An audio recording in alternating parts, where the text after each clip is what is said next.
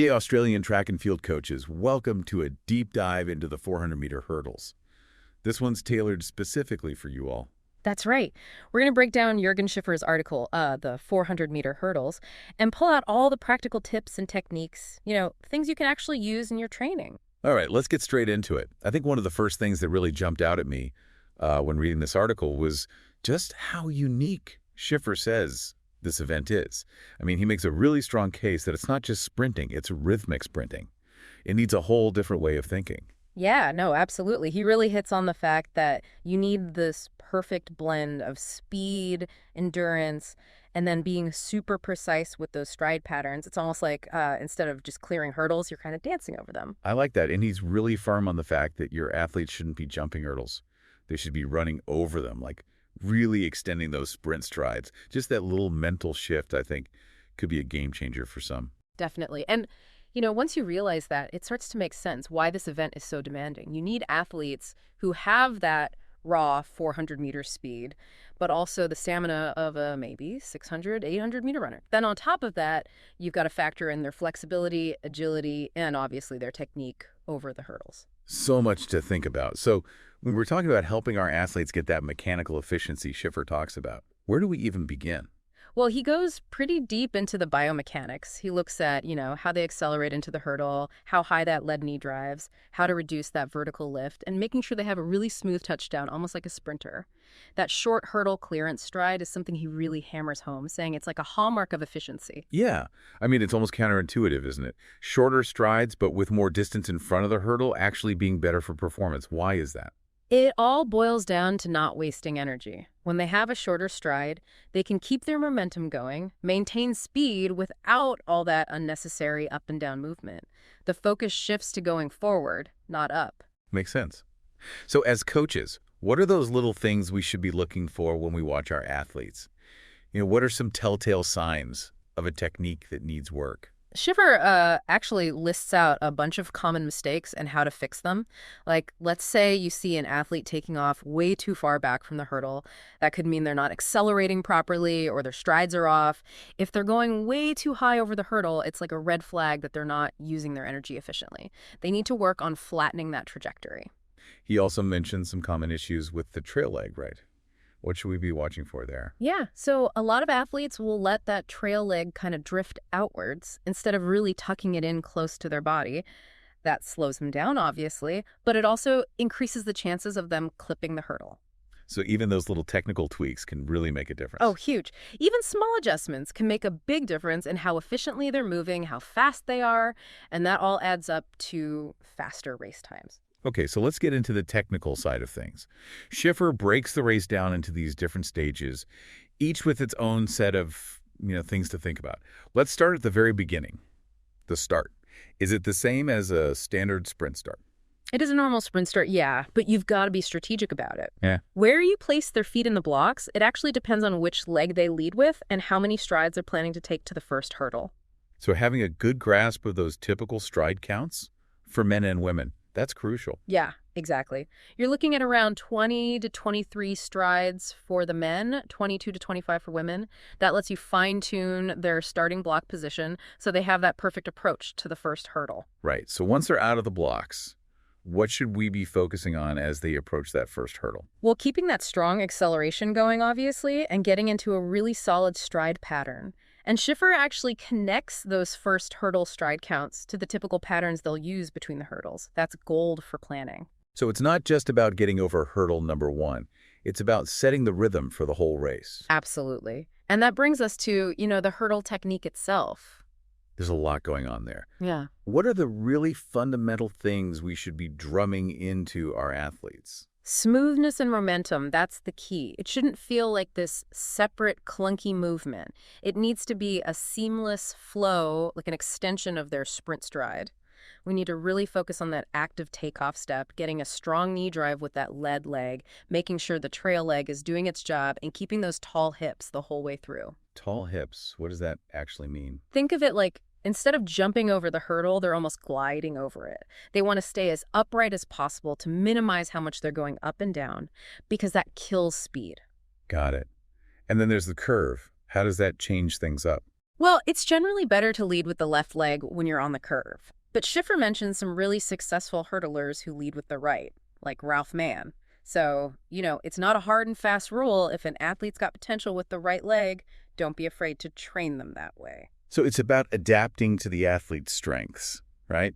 So after that last hurdle, the run-in, what's the key there? That's where races are won and lost, for sure. It's all about getting back into that full sprint form and just attacking that finish line, like giving it everything they've got. So even when they're tired, we need to train them to maintain that speed and form. Absolutely. That's what separates the good from the great. It's that mental toughness combined with the physical stamina to push through right to the end. All right, now let's get practical.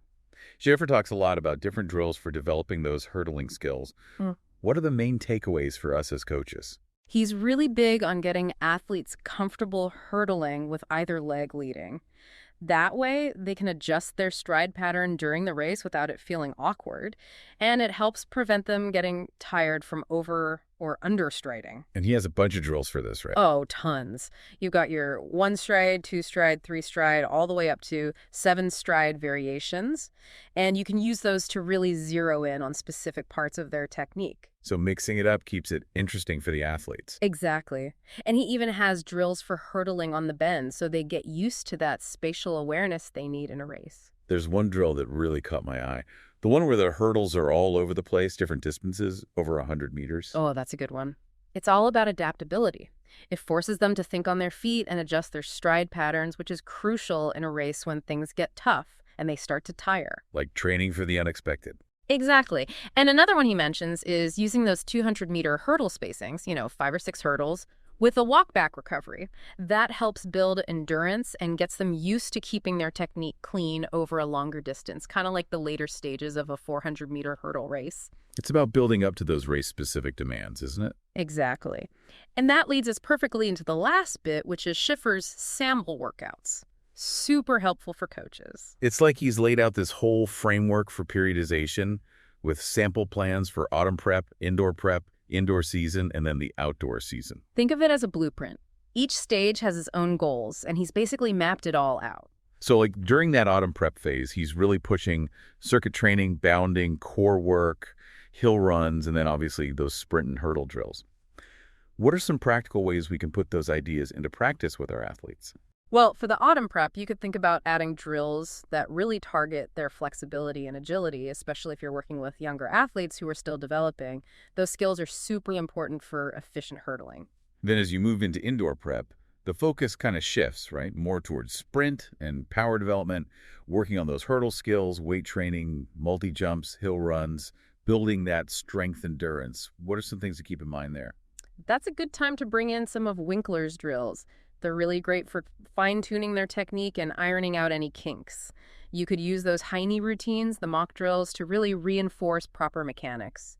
And once the indoor season starts, it's all about maintaining that speed and power, working on those hurdle skills, incorporating weights, lactic power training, and strength endurance work.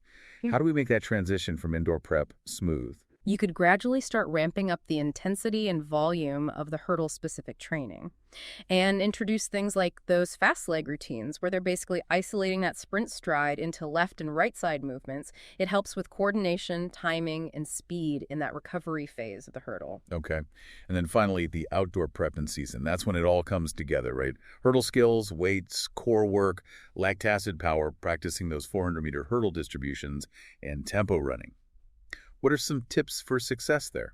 Well, now that you've got the outdoor track, you can start simulating those race conditions. This is where those drills for hurdling on the bend and those irregular hurdle spacings come in handy. It gets them used to different stride patterns and builds their confidence. So these sample workouts, they're a great starting point. We can adapt them and tailor them to each individual athlete, right? Exactly. Remember, there's no one-size-fits-all approach when it comes to training 400-meter hurdlers. It's about taking these principles and figuring out what works best for your athletes. Perfect. Now let's bring in another expert's perspective, Winkler. He offers this really cool toolkit of drills that we can use to, fix those little things that are off, really ingrain the right movement patterns, and build that hurdle-specific conditioning. And the great thing about Winkler's drills is that he gives you really clear coaching cues for each one. It makes it so much easier to apply them in your training. So let's break down some of these drills, starting with those high knee routines or mock drills. Okay, so with the mock drills, they're marching, skipping, and running, but with those knees driving high, pulling their heels up towards their backside. The important thing is to make sure they're staying tall and that their ankle is flexed upwards with the weight on the front of their foot. These drills are good for both beginners and more advanced athletes, right? Yeah, absolutely. It helps build that muscle memory, and they can even use it as a warm-up. Winkler also mentions these fast leg routines, which sound a bit more intense. They are a bit more challenging. These are all about getting that leg moving quickly through the recovery phase, which needs good coordination and timing. And he splits them into two types, single side actions and dual side actions. What's the difference? So with the single side, they're basically rapidly cycling one leg through that recovery motion while the other leg is supporting them. They really focus on that full range of motion, accelerating the thigh and heel up during recovery and then driving the thigh down before their foot hits the ground. And the dual side. That one's alternating between the left and right side after a few jogging steps. It's all about getting that movement faster, improving the timing, and getting that coordination really sharp. So every stride is as efficient as possible. Okay, so let's move on to some drills that specifically target the trail leg, which we've talked about before as something that's often neglected. Winkler has a couple of great ones for this, the fence drill and the partner drill. How do those work? Okay, so for the fence drill, you're going to need a hurdle and a fence, or something solid they can't move. They stand facing the fence with the hurdle in between, and they lean towards the fence, maybe putting one or both hands on it for support. Then they practice that trail leg action over the side of the hurdle. So they're working on that hip flexibility while also getting the trail leg movement right. Yeah, exactly. And the partner drill is similar, but instead of a fence, they use a partner to provide resistance. The partner pulls on their hand as they're doing that trail leg movement over the hurdle. So it's like simulating that feeling of needing to move quickly over the hurdle while still keeping good form. That's it. It helps them develop that smooth, uninterrupted trail leg action that works with the rest of their hurdling technique. Winkler also talks about a drill called fast leg, lead leg over hurdles. What's that one about? That one's all about combining that fast leg action with clearing the hurdle with the lead leg. They do those fast leg movements while going over 4 to 6 hurdles.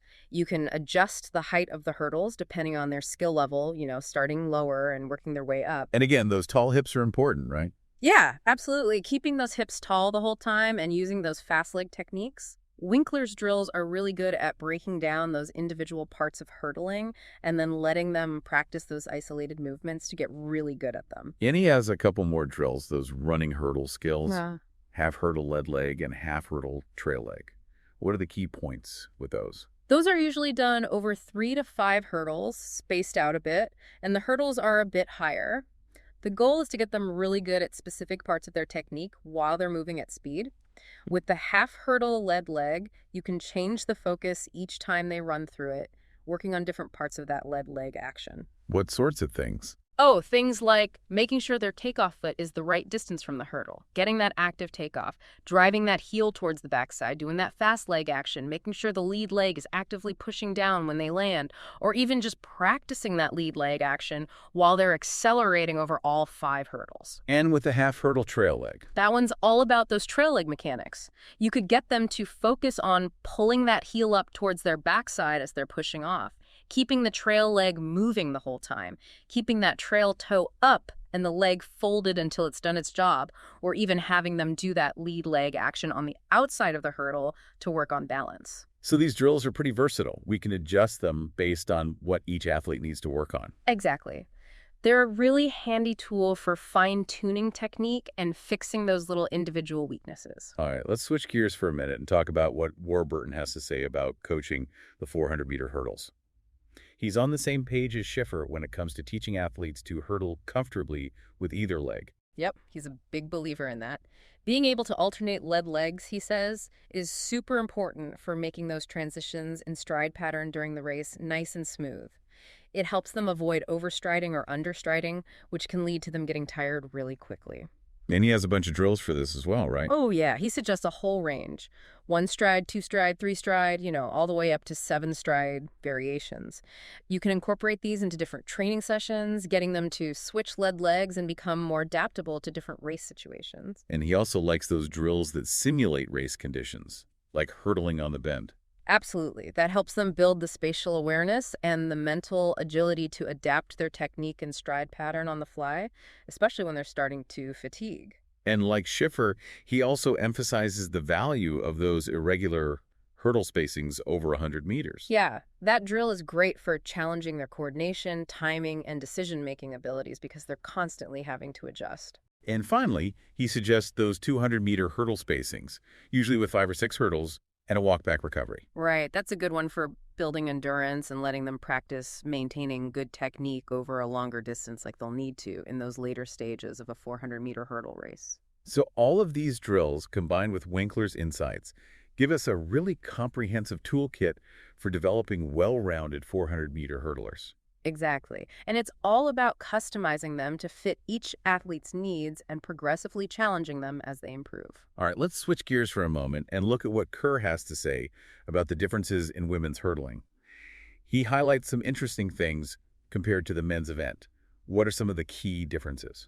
Well, Kerr noticed that women tend to have slower touchdown times to the first three hurdles compared to the rest of their race. That's different from the men who usually have their fastest touchdown times early on. Interesting. And he suggests that might be because women tend to be stronger in the second half of the race, meaning there's potential to work on their speed endurance. He also delves into the ideal physical characteristics and performance benchmarks for women. He suggests a height between 1.70 and 1.80 meters, with a weight between 60 and 70 kilograms. So he's saying that those physical dimensions help with the stride length needed for an efficient stride pattern, and also to build the strength to power through that last 100 meters. Exactly. And in terms of performance benchmarks, he recommends that elite female hurdlers should be able to take 22 to 24 strides to the first hurdle with a left leg lead, aiming for a touchdown time of around 6.3 to 6.5 seconds. And what about for the rest of the race? He suggests aiming for 14 strides to hurdle 7 and 15 strides to the finish. That kind of pattern allows for left leg leads over the hurdles on the curves, making it more efficient and minimizing the distance they have to run. He even provides specific touchdown time ranges for key hurdles throughout the race, giving coaches clear targets to aim for. This is all super valuable stuff for coaches working with female hurdlers. Absolutely. It gives you a framework for evaluating their performance and pinpointing those areas where they can improve.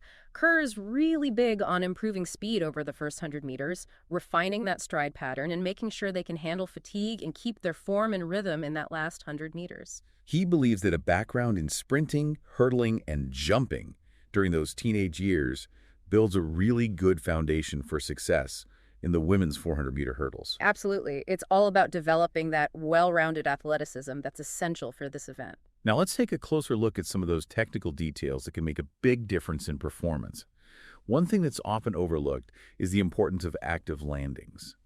What exactly do we mean by active landings? It's about landing with intention, not just letting their feet hit the ground passively. When they land actively, they're pulling back from the hip with their foot flexed upwards. That engages the muscles and gets them ready for a powerful push-off into the next stride. So they're not just absorbing the impact, they're using it to generate force and maintain momentum. Exactly, and that's super important in an event like the 400-meter hurdles, where every fraction of a second counts. And while we're talking about generating force, let's talk about the role of the trail leg, which, as we've mentioned, is often treated like an afterthought. The trail leg plays a huge role in generating power and maintaining that rhythm. It's like a second engine, driving them forward. So how should we be coaching that trail leg action? The key is to keep it active through that whole range of motion. As that trail foot leaves the ground, the leg should be pulled forward and upward, tucking that heel in tight towards the backside. That shortens the lever, allowing it to move over the hurdle faster. And once it clears the hurdle, keep driving it forward and upward. That sets them up for a smooth, active landing on the lead leg and helps them transition back into that efficient sprinting motion. So the trail leg's all about power and momentum. Exactly. It's a key driver of speed and efficiency in the 400-meter hurdles. Okay, here's a common mistake a lot of hurdlers make. Reaching too far with the lead arm. Why is that bad? It might seem like a small thing, but it can really mess with their balance and coordination. When they reach too far with that lead arm, it throws off their balance and they start rotating too much. That can twist their upper body, ruin their rhythm, and make it harder to keep that smooth, efficient, hurdling action. So what's the solution? What should they be doing with their arms? Just keep it natural and relaxed. The lead arm should swing back opposite the trail leg, but don't force it or overdo it. It should just be a natural part of their sprinting motion. And the trail arm. As close to their normal sprinting action as possible. The focus should be on keeping that rhythm consistent and avoiding any unnecessary movements that'll throw them off. Now let's talk about another common problem, one that can affect even experienced hurdlers. Hitting hurdles late in the race, what causes that? Well, often it's just fatigue. But it can also be technical flaws or just losing focus. They might lose their rhythm, get too close to the hurdles, or their concentration might just slip. So what can we do as coaches to address this? The most important thing is making sure they're fit enough to handle the demands of the race. That means lots of speed endurance work in their training. We also need to make sure they're not letting their techniques slip when they get tired and work on their mental focus and concentration. So it's a combination of physical and mental preparation. Absolutely. You've got to prepare them for the physical demands of the race, but also give them the mental tools to stay focused and execute their technique even when they're exhausted. All right, let's talk about stride pattern, which is crucial in the 400-meter hurdles. What are the main things to consider? Choosing the right stride pattern can make a huge difference in their efficiency and overall performance. The first thing to consider is their natural stride length. That'll influence how many strides they take between hurdles. So the aim is to find a pattern that lets them keep a consistent rhythm and use as little energy as possible. Exactly. And ideally, that pattern should involve an odd number of strides so they can use the same lead leg for every hurdle. That helps with consistency and keeps things flowing smoothly. But keeping the same stride pattern for the entire race is tough, especially as they get tired. That's where transitions come in. Exactly. Transitions are when they need to adjust their stride pattern because they're starting to fatigue. They might need to take an extra stride between hurdles to keep their momentum up and avoid hitting one. It's like adapting to the changing demands of the race. What kinds of transitions are there? There are a few. One is the single alternate, where an athlete who normally takes 13 strides between hurdles might switch to 14 and alternate lead legs for the rest of the race. Then there's the dual alternate, which is taking 14 strides with the non-dominant leg, then another 14 to get back to the dominant leg. And finally, there's the double cut down, where an athlete who normally takes 13 strides might switch to 15 so they don't have to hurdle with their non-dominant leg. So each type of transition has its pros and cons. Yeah. The single alternate is pretty common and effective, but they need to be comfortable switching lead legs. The dual alternate gets them back into their preferred rhythm, but it's more demanding physically. And the double cut down lets them stick with the same lead leg, but they have to shorten their stride quite a bit, which can be hard to maintain. So the main takeaway is that transitions are normal in the 400-meter hurdles, and we need to prepare our athletes for them. Exactly. They should have a plan for when and how the transition, so they can do it smoothly and avoid messing up their rhythm. And the best transitions are those that are planned and executed proactively before fatigue forces them to make a desperate change. Absolutely. It's all about anticipating the demands of the race and making smart adjustments to maintain their speed and efficiency. Now let's talk about identifying and correcting technical faults.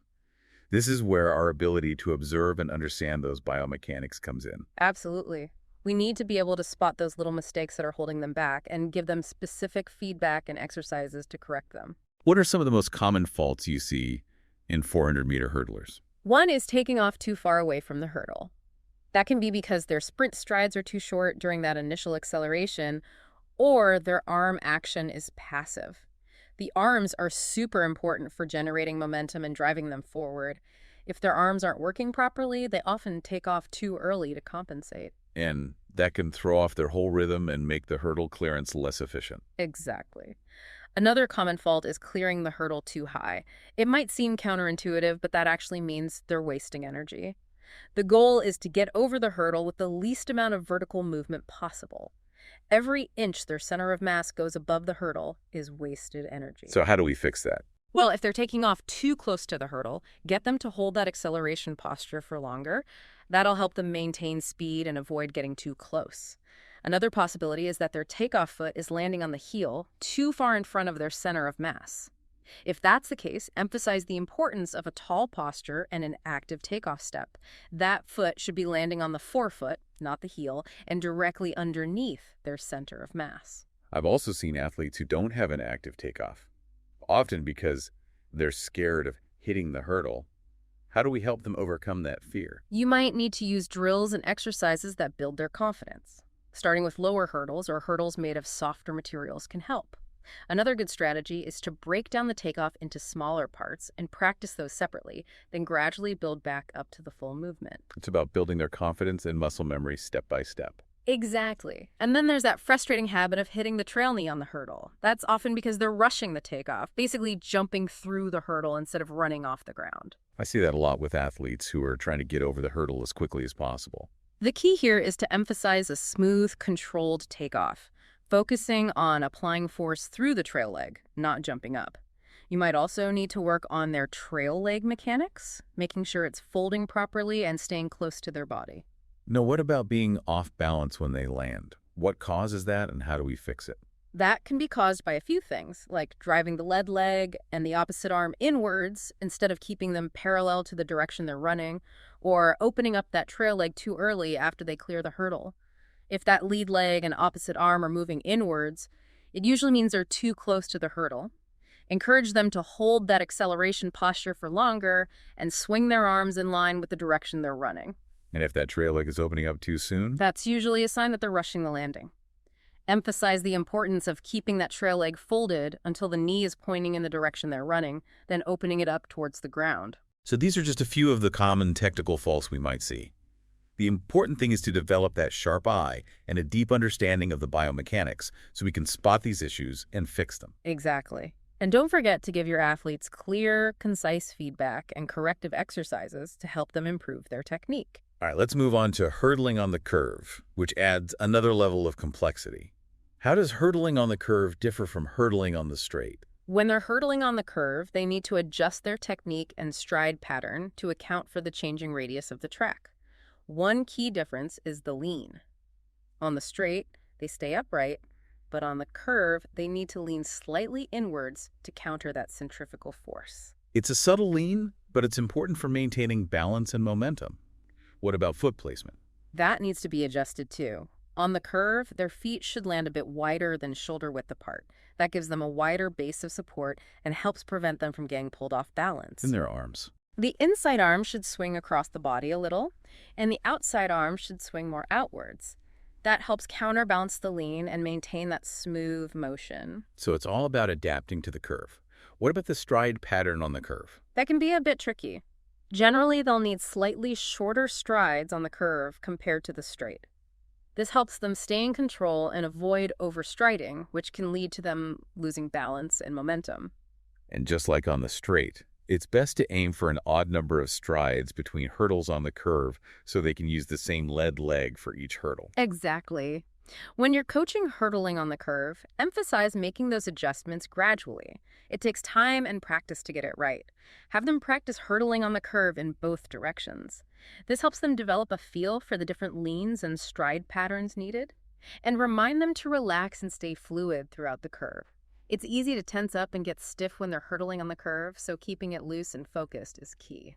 Now let's talk about the run-in after that last hurdle, which is often overlooked, but can be crucial for winning a race. You're right. Clearing the hurdles efficiently isn't enough. They need to finish strong and carry that speed all the way to the finish line. That's why it's important to dedicate training time to developing a strong, efficient run-in. What are some of the key things to emphasize when coaching the run-in? Make sure they're maintaining good sprinting mechanics even when they're tired. Focus on driving the arms, lifting the knees, and landing on the balls of their feet.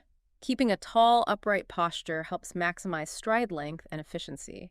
And of course, encourage them to push themselves all the way to the finish line, even if they're feeling the burn. This is where mental toughness and determination really make a difference. So how can we prepare them for the run-in? A good drill is to have them practice sprinting that last 100 meters after clearing a series of hurdles. That simulates the demands of the run-in and helps them build the stamina and speed endurance they need to finish strong. Hill sprints are also really helpful as they build leg strength and power, which are essential for a powerful run-in.